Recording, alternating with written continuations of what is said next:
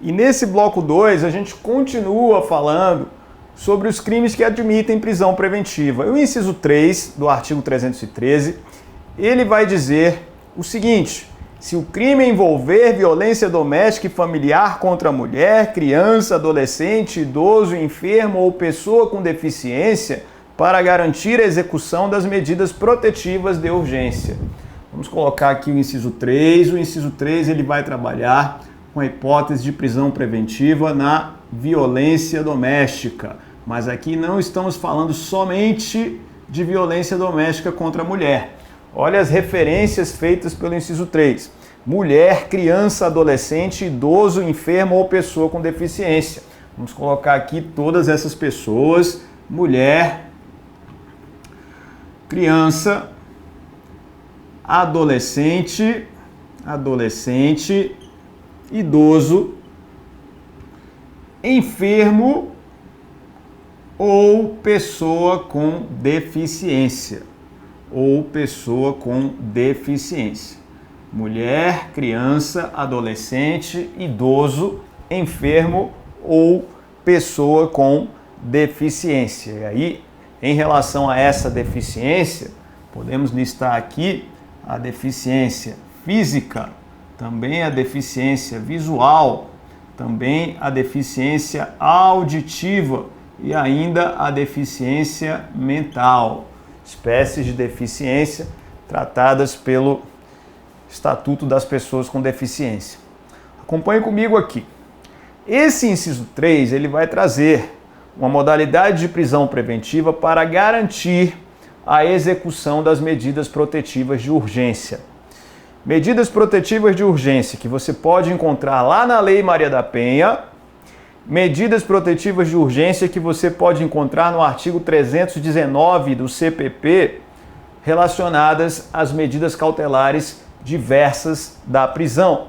Então, existem medidas protetivas de urgência na Lei Maria da Penha e no Código de Processo Penal, que o juiz decreta como forma de garantir a efetividade do processo e muitas vezes garantir a integridade corporal da vítima.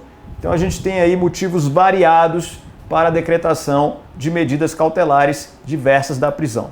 O inciso 3 está dizendo que quando o crime envolver violência doméstica contra essas pessoas, o juiz, para garantir as medidas protetivas de urgência, seja no caso da Lei Maria da Penha, seja no caso do 319 do Código de Processo Penal, o juiz então decreta a prisão preventiva, considerando que o indivíduo descumpriu a medida protetiva anteriormente aplicada. Essa é a ideia quando nós falamos do artigo 313 do Código de Processo Penal. E aí o que a gente tem em relação a esse artigo 313 do CPP?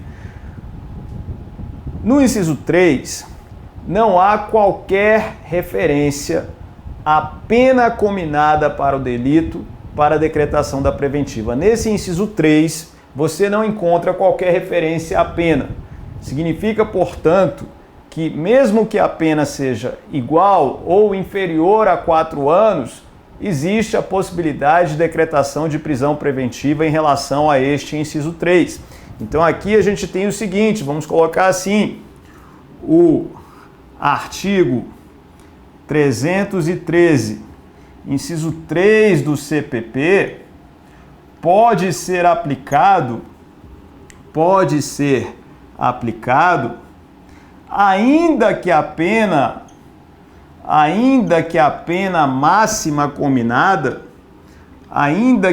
máxima combinada seja igual ou inferior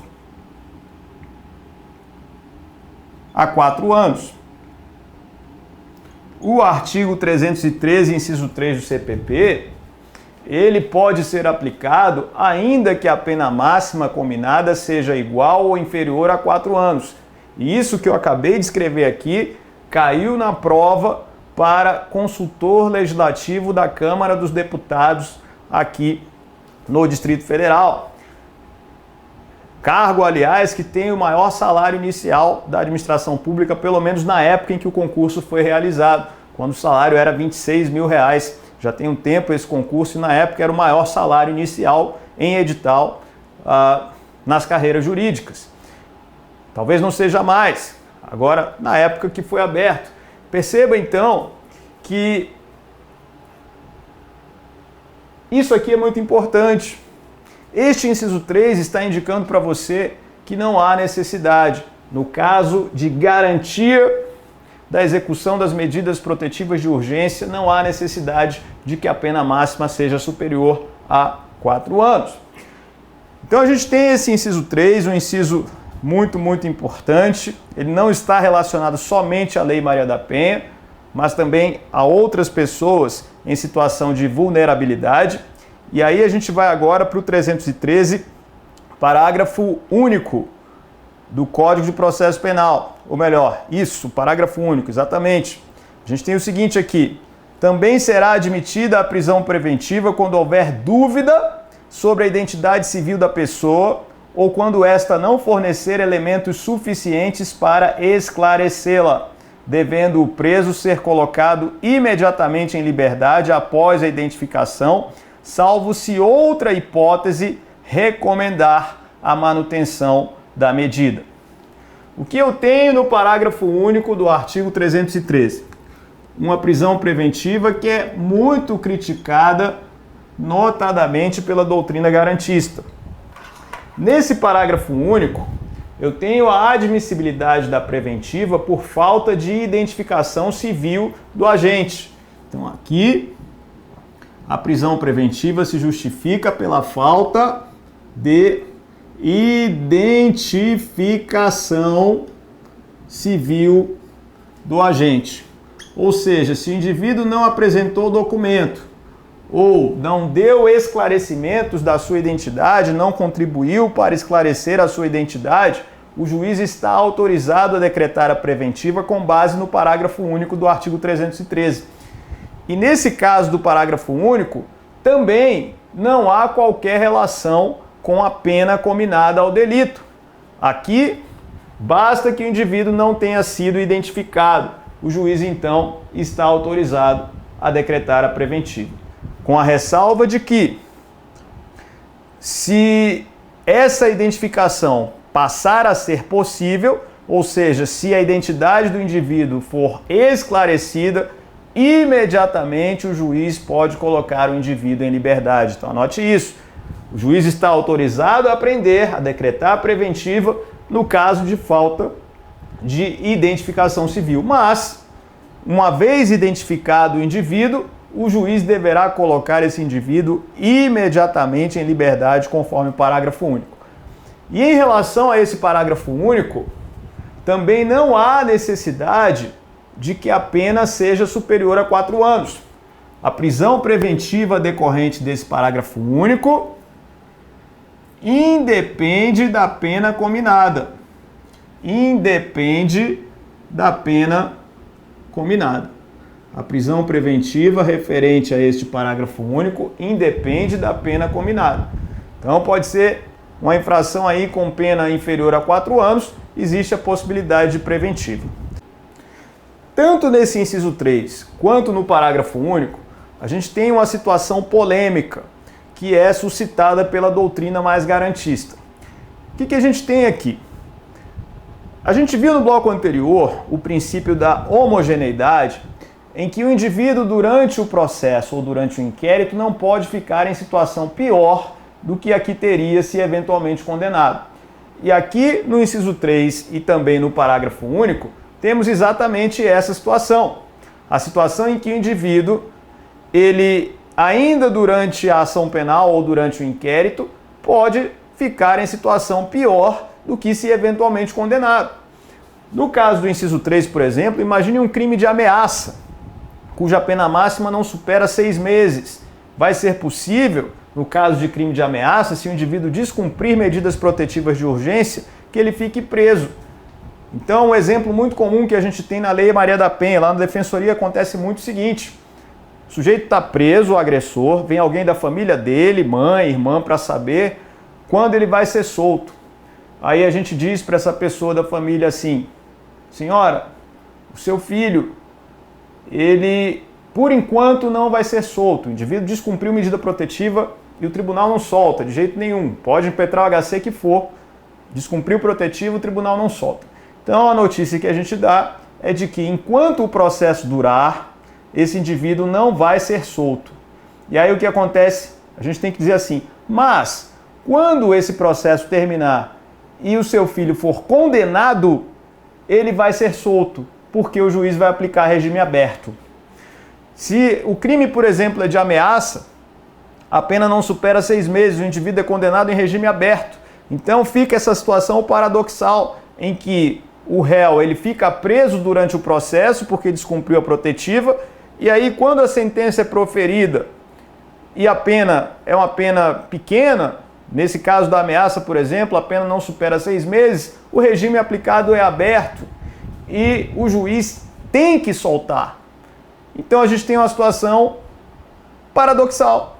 Aquele indivíduo que está preso, ele ainda é inocente, está preso durante o processo, e aí esse indivíduo é condenado, e aí ele é solto, porque o juiz aplica o regime aberto na sentença condenatória. Compreendeu como isso é uma questão polêmica e criticada pela doutrina mais garantista, exatamente por haver violação ao princípio da homogeneidade. Aqui no parágrafo único ocorre a mesma coisa, porque se o indivíduo não tem identificação, pode ser que ele tenha praticado a infração com pena máxima inferior a 4 anos.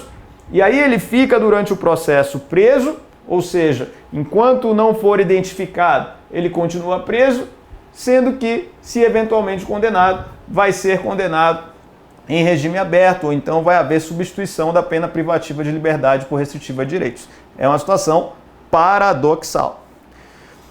E aí a gente vem para o 314 do CPP, que diz quando a prisão preventiva não será decretada. O 314 diz assim: a prisão preventiva em nenhum caso será decretada se o juiz verificar pelas provas constantes dos autos ter o agente praticado o fato nas condições previstas nos incisos 1, 2 e 3 do caput do artigo 23 do Código Penal. Em suma, o artigo 314, já está fraco aqui o pincel, o artigo 314 do CPP vai dizer que não cabe prisão preventiva,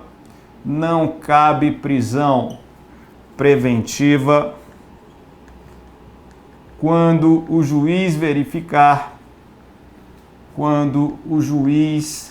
verificar a existência de causa excludente de ilicitude.